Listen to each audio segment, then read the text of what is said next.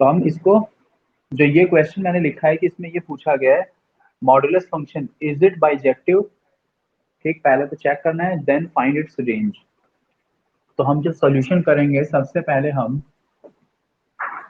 अब ये याद रखो कुछ स्पेसिफिक फंक्शंस होते हैं ना, जो बाइजेक्टिव फंक्शन हो गया, ठीक है, स्क्वायर फंक्शन हो गया, सॉरी बाइजेक्टिव कह रहा हूँ, मॉडुलस फंक्शन हो गया, या ग्रेटेस्ट इंटीजर्स हो गए, या कुछ इस तरह के फंक्शंस हैं जो स्पेसिफिक, उसमें रेंज तो आपको याद ही करवा रखी है, मैंने बता ही रखी है कि मॉडुलस फंक्शन जो होता है उसकी रेंज क्या होती है, 0 to इंफिनिटी होती है, ठीक, तो रेंज हम वो लिख देंगे। अगर ये इंटीजर पार्ट होता तो रेंज उसकी 0 से 1 के बीच में होती है, ठीक है, ग्रेटेस्ट इंटीजर, सॉरी इंटीजर्स में तो एवरी इंटीजर वैल्यू होती है, ठीक, कोई भी इंटीजर में आंसर आता है उसका। लेकिन अभी हमें मॉडुलस फंक्शन की बात हो रही है, तो हमें चेक ये करना है कि क्या ये बाइजेक्टिव है। तो हमें पहले वन वन देखना होगा, फिर हमें ऑन टू देखना होगा। ओके, सबसे पहले हमें क्या चेक करना होगा, पहले हमें वन वन चेक करना होगा और फिर हमें ऑन टू चेक करना होगा, ठीक। तो अब जो ये मॉडुलस फंक्शन यहाँ पे लिखा हुआ है 5x प्लस में 2, अब आप सोच के बताइए कि ये फंक्शन क्या ये वन वन हो सकता है, बताओ, क्या ये कभी भी वन वन हो सकता है ये फंक्शन,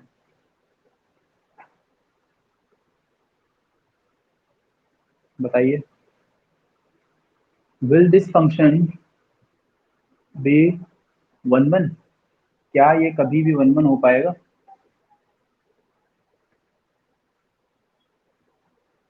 मॉडुलस फंक्शन नहीं होगा, क्यों नहीं होगा, रीजन, रीजन और बताओ।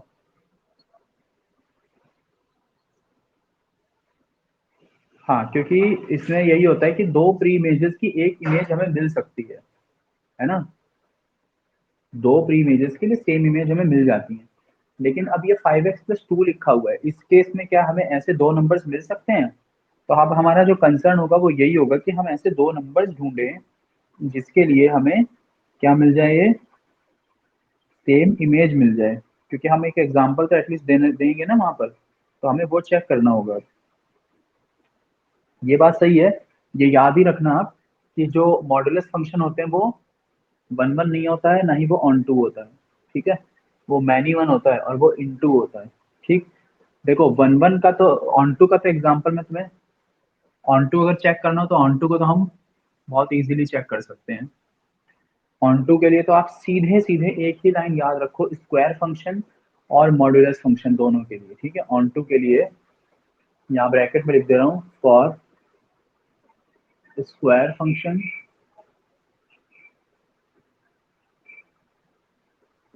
एंड फॉर कैसा है modulus function.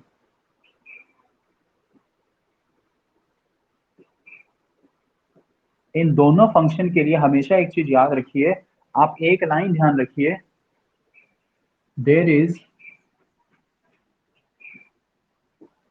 No pre image for negative numbers. ये हमेशा ध्यान रखना आप कि राइट साइड में जो नंबर्स लिखे होते हैं, जो इमेज के एलिमेंट्स होते हैं, उस इमेजेस में से नेगेटिव नंबर्स भी तो होंगे, उन नेगेटिव नंबर की आपको कभी भी प्री इमेज नहीं मिलेगी, कभी भी, ठीक है, क्योंकि जो इसकी रेंज आ रही है, आपको अभी आप ही ने बताया था कि रेंज जो है वो 0 से इंफिनिटी होगी, मॉडुलस फंक्शन और square function range range is always from 0 to infinity, it means positive real numbers की ही बात हो रही है, तो नेगेटिव नंबर्स होंगे ही नहीं। अब नेगेटिव नंबर नहीं होंगे, बट क्योंकि ये फंक्शन तो रियल नंबर के लिए है, तो इसकी जो कोडोमेन होगी वो रियल नंबर ही होगी, डोमेन भी रियल नंबर है। तो ऐसे में फिर क्या हुआ, जो राइट साइड में हम जो डायग्राम से रिप्रेजेंट करते हैं, उस डायग्राम में अगर हम देखेंगे, then there will be no pre image for any negative number, किसी भी नेगेटिव नंबर की कोई भी प्री इमेज नहीं होगी। तो बस ये लाइन लिख दी हमने, there is no pre image for negative numbers, ठीक है, there is no pre image for negative numbers, there four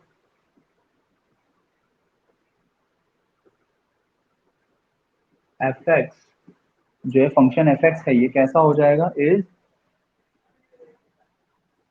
not on to.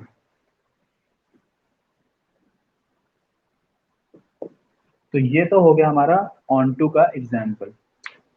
बस इस लाइन से ये केवल ये लाइन लिखने से आपका सॉल्यूशन हो गया है। ये मत सोचना कि अभी हमें कोई एग्जाम्पल देना है या कुछ लिखना है, जी नहीं, कुछ नहीं करना वो, ठीक है।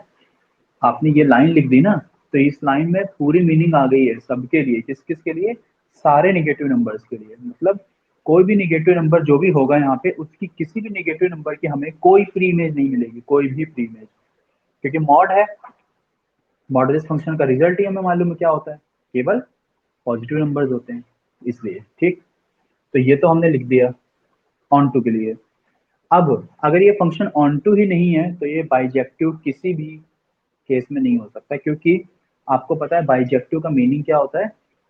a function which is both one one and on to.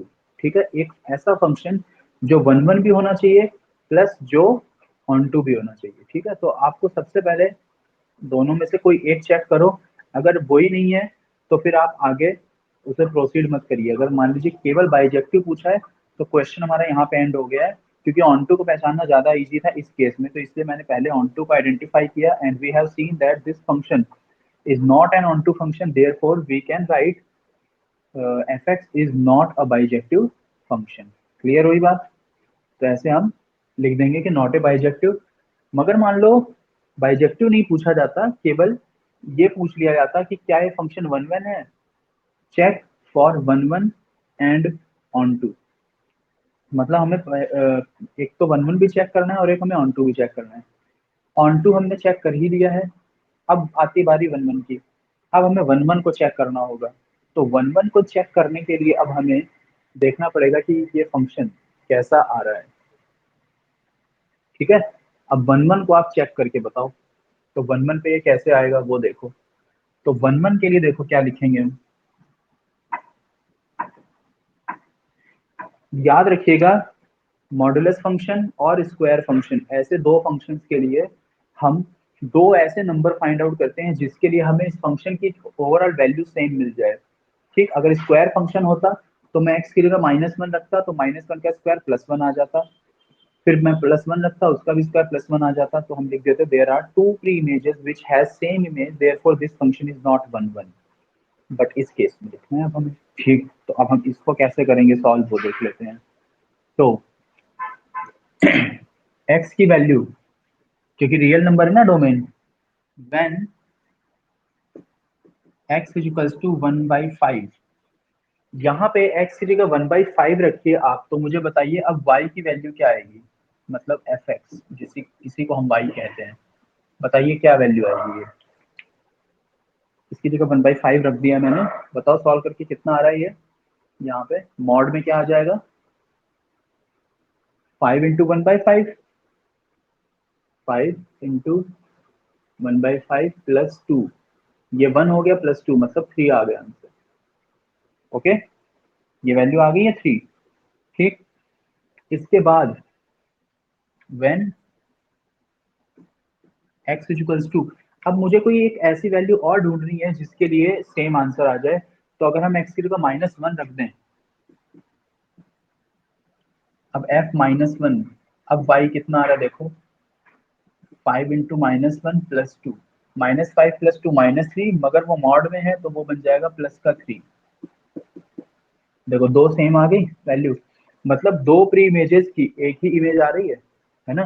तो हमें यहाँ पे यही लिखना है, there are two pre images have which has same image, है कि नहीं? दो प्री इमेजेस ऐसी मिल गई हैं जिसके लिए सेम इमेज है, therefore fx is not one one. बस इस एग्जांपल की वजह से हमने लिख दिया कि ये वन वन नहीं है। ठीक है, तो वन वन के लिए हमेशा आप मॉड्यूलस फंक्शन या कुछ इस तरह के फंक्शन जब भी चेक करने को पूछा जाए, always try to find two numbers for which the image is same, और फिर ये लाइन लिखनी होती है। ठीक है, और ऑन टू के लिए मैक्सिमम टाइम हमें ये चेक करना होता है कि राइट साइड में कोई ऐसा नंबर तो नहीं मिल रहा है, कि कोई इमेज ऐसी तो नहीं मिल रही है जिसकी कोई प्री इमेज ना आ रही हो। वो इजीली मिल जाती हैं। आप क्वेश्चन करेंगे इजीली आपको पता लग जाएंगे कि हाँ इस तरह का कौन सा नंबर वहाँ पे हमें मिल रहा है। ठीक है, तो ये हो गए इस टाइप का क्वेश्चन। ठीक, जिसमें हमें बाइजेक्टिविटी चेक करनी होती है या फिर वन वन और ऑन टू जो केस है वो चेक करना होता है। तो हम इस तरह से इजीली चेक कर सकते हैं उसको। ओके,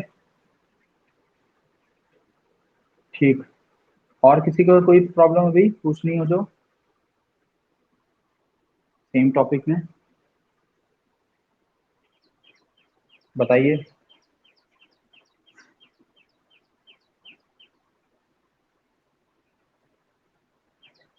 अभी किसी को और कुछ पूछना है?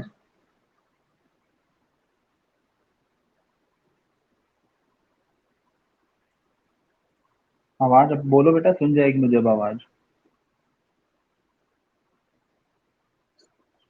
नहीं, बाकी भी क्योंकि ये देखो अब क्वेश्चन। हाँ, कौन बोल रहा है? सुन नहीं पाया मैं आवाज।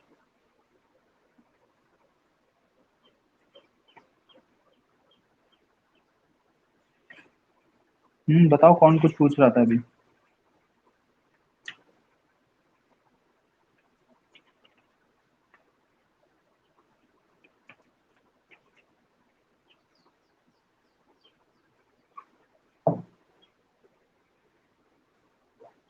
ठीक है, इसे रेज कर देते हैं।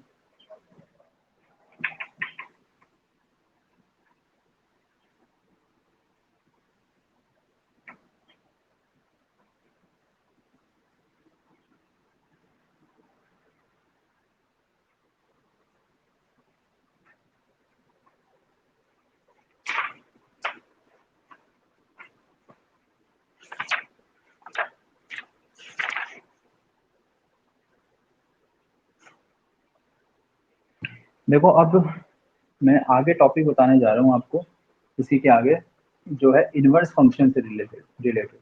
ठीक है, कंपोजिशन ऑफ टू फंक्शन एक टॉपिक है पहले, उसके बाद में है फिर inverse function.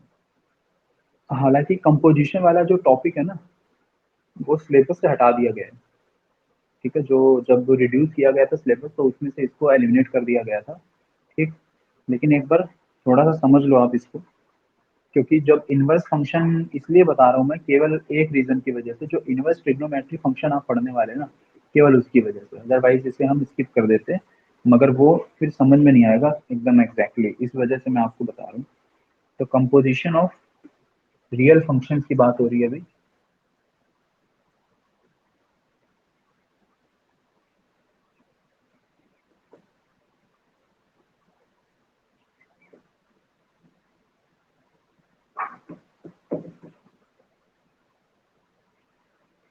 Composition of real function. ठीक है,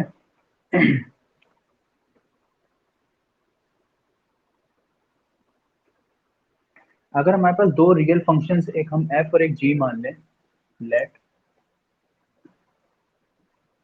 F x and g x, ठीक, B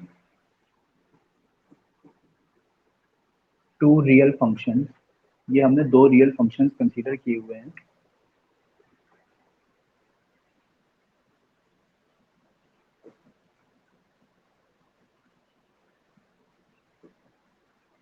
late f x and g x B to real function.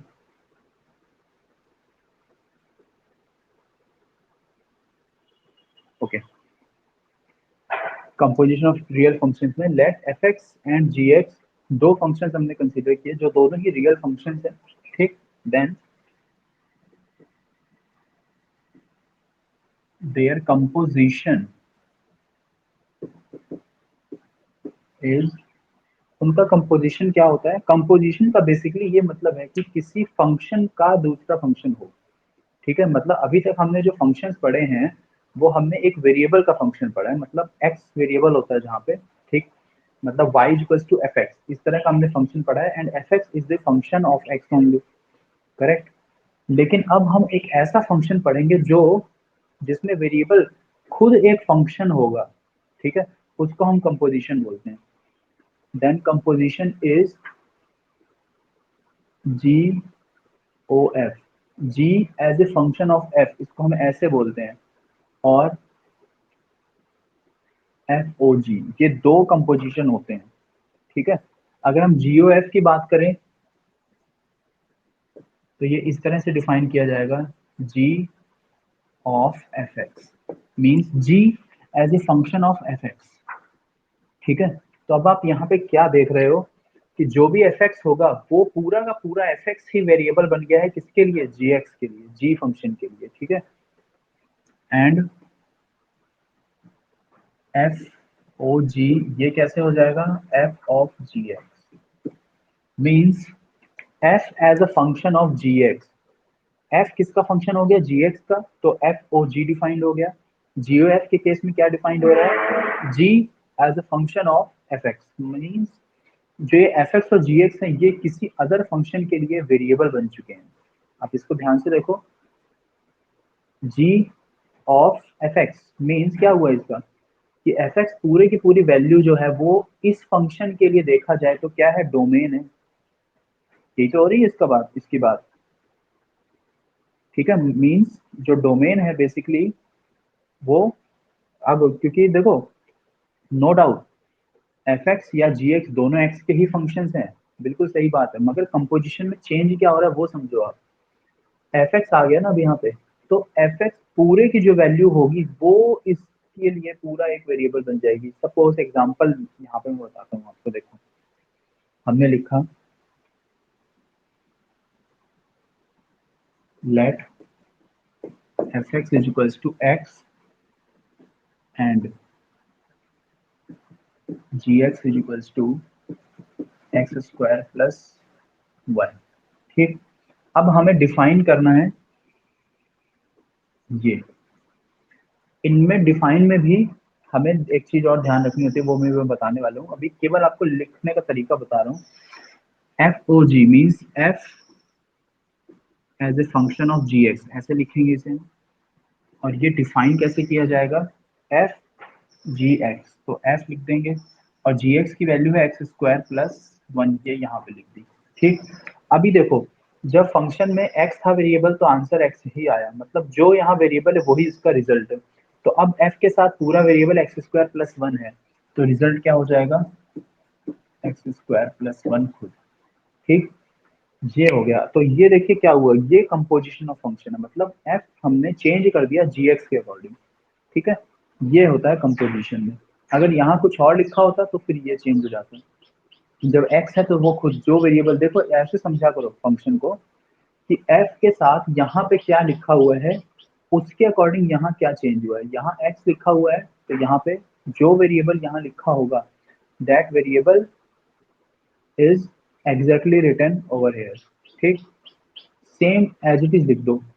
तो अभी एफ के साथ क्या है, ये पूरा है वेरिएबल तो इसे एज इट इज लिख दिया गया। ठीक, यहाँ पे अगर x लिखा है मगर यहाँ x क्यूब कर दिया जाए या x स्क्वायर कर दिया जाए, लेट्स से x स्क्वायर कर दिया मान लेते हैं, तो फिर ये वेरिएबल है इस कंप्लीट का होल स्क्वायर हो जाएगा फिर, तो अब ये आंसर हो जाएगा।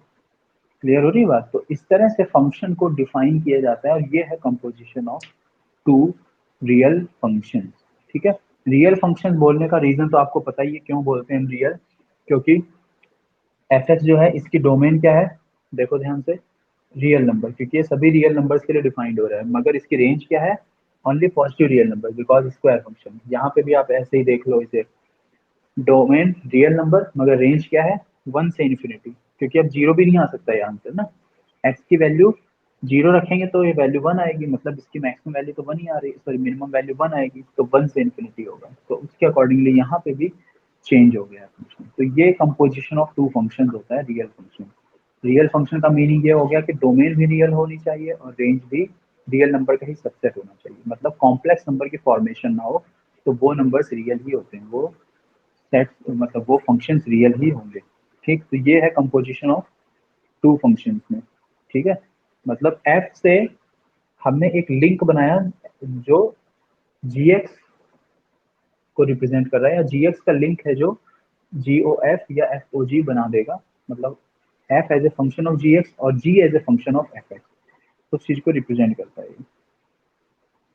ठीक है, अब एक चीज और हमें ध्यान रखनी होगी, ठीक है, अब हमें क्या चीज ध्यान रखनी होती है कि ये जो फंक्शन है ना, हाँ अब अगर मैं बात करूँ यहाँ पे इस केस में एफ ओ जी के लिए, तो अब मुझे एफ ओ जी के डोमेन बता सकते हो आप? Domain of this function, D का मतलब डोमेन लिख रहा हूँ मैं, ठीक है। Domain of this function f o g, function of g x, तो क्या होगी इसकी डोमेन?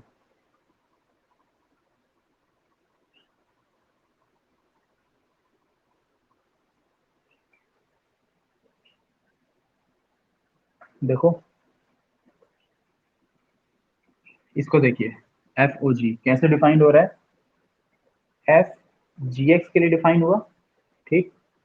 अब जी एक्स जो भी है, तो यहाँ पे देखो एक्स क्या है, मतलब ये फंक्शन यही तो लिखा मैंने यहाँ पे, मतलब इस एक्स पे डिपेंड कर रहा है ना ये, तो जो इसकी डोमेन होगी वही इसकी भी डोमेन होगी, क्लियर।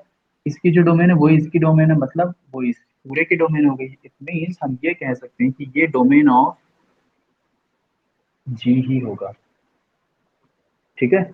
डोमेन ऑफ जी ही होगा ये, डोमेन ऑफ एफ ओ जी मतलब डोमेन ऑफ फंक्शन जी, ठीक है। जो बाद वाला फंक्शन लिखा होता है उसी की डोमेन होती है वो, ये आप इसको ध्यान रख सकते हो।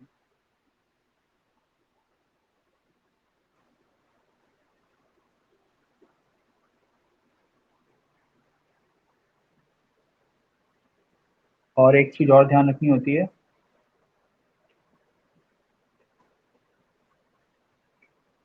इसकी रेंज क्या आ रही है देखो आप, इस फंक्शन की रेंज क्या आ रही है? 1 से इन्फिनिटी आ रही है। अगर मैं रेंज ऑफ जी लिखना चाहूँ यहाँ पे,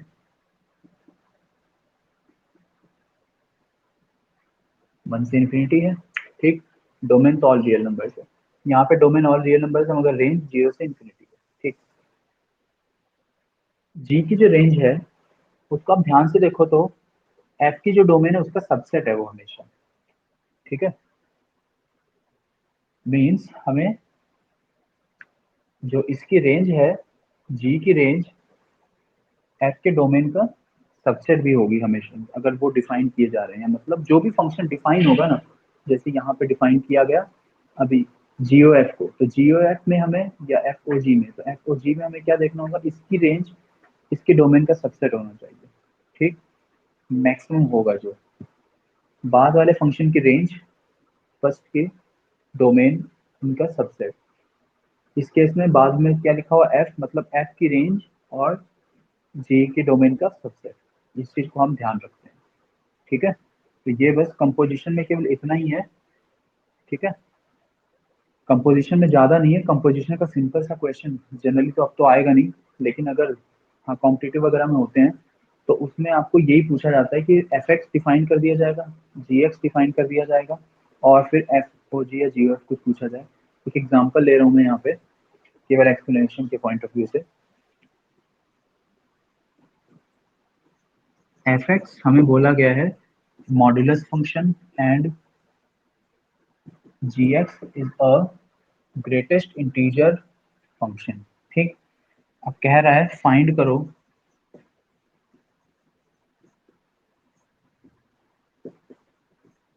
इसकी वैल्यू,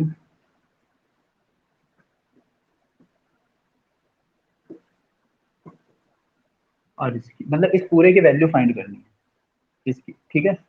कैसे करेंगे देखो, सॉल्व कर रहे हैं हम यहाँ पे, सॉल्यूशन करते हैं इधर से। जी ओ एफ मीन्स जी ओ एफ 5/2 जो ये लिखा हुआ है, तो एक्चुअली ये क्या आएगा, पहले इसको सॉल्व कर लेते हैं, फिर इसको सॉल्व करेंगे, फिर माइनस कर देंगे, ठीक है। या फिर इसी में पूरी स्टेप समझ लो चाहो तो आप।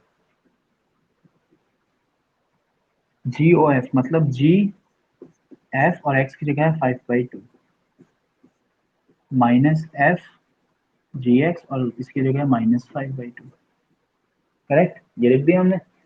देन जी एफ 5/2, एफ क्या है, मॉड्यूलस एक्स, तो मॉड में आ जाएगा 5/2,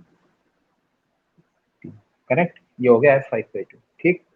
minus f g minus five by two, g x है ग्रेटेस्ट इंटीजर, तो यहाँ बनाया ब्रैकेट और इसमें लिखा माइनस फाइव बाई, करेक्ट, ये लिख दिया हमने। देन अब देखो 5/2 को हमने डेसिमल में रिड्यूस किया तो वो 2.5 हो जाएगा, तो यहाँ 2.5 मतलब ये बन गया जी 2.5 माइनस एफ -2.5, और -2.5 का इंटीजर वैल्यू कितनी होगी, जल्दी से बताओ, कौन बताएगा। -2.5 इसकी integer value, greatest integer function लिखा हुआ है ना, तो कितनी होगी।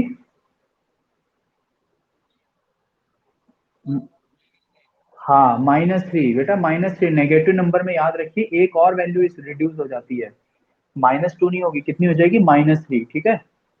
तो ये हो जाएगा -3 इसकी जगह, तो यहाँ आ गया -3, ठीक।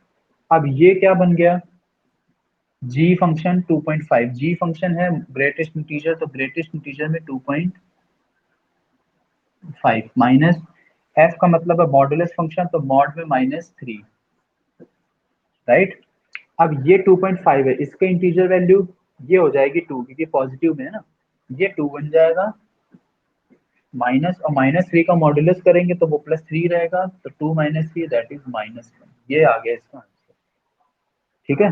तो कंपोजिशन के जो क्वेश्चन है वो सिंपल आने के चांसेस अगर होंगे तो वो इस तरह से आ सकते हैं कि एफ और जी दो फंक्शंस किसी तरह से डिफाइन किए गए हैं और फिर हमें इस तरह से कुछ ना कुछ वैल्यू पूछ ली जाए, तो इस तरह से क्वेश्चन पूछा जा सकता है बस, और इसके अलावा इसके रिगार्डिंग में और, क्योंकि अब लेंथी क्वेश्चन तो इससे आने नहीं है, बाकी अगर आएंगे भी तो मैंने एक्सप्लेन आपको किया है कि किस तरह से हम फाइंड आउट करते हैं, इस तरह से जैसे ये लिखा हुआ है ना, ठीक है। तो ये है composition of to function,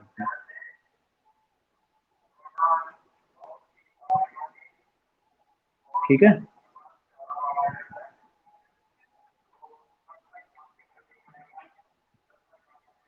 okay, और किसी को कुछ पूछना है अभी।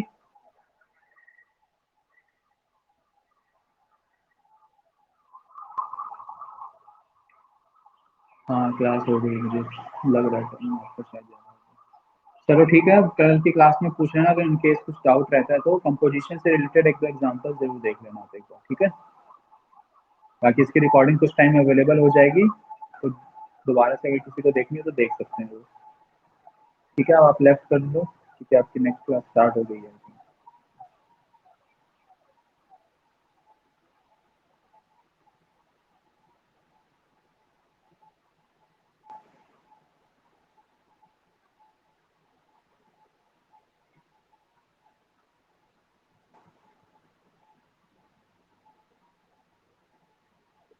जल्दी जल्दी लेफ्ट करिए।